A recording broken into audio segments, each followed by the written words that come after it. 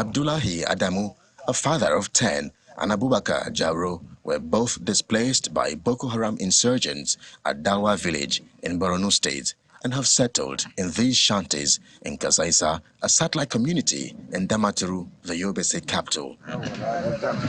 According to them, whenever it rains, they have to stand on their feet until it stops, as the shanties may be blown off by a windstorm.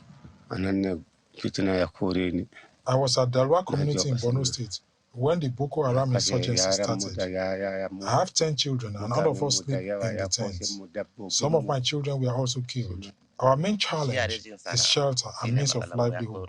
No farm and even leather to cover our tents is a problem. This expert says shelter helps a household to stabilize. It's good for the IDPs to have their own shelter also, because they are human beings. They need shelter. They need a covering because they are exposed to many hazards, weather hazards and other hazards that if they are living in a shelter, it's going to be a very good covering for them, and they will sleep comfortably and they will have privacy. In September 2021, the Northeast Development Commission embarked on the construction of 250 IDP housing units in Damaturu. But since the last visit by the managing director of the commission, Mohammed Alkali, in October 2022, a little progress has been made.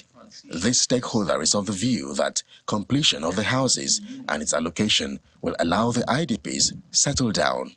The Central Bank of Nigeria shows a transition from 1991 to 2023, showing a transition from 7 million deficit in the units to about 28 million as of January 2023.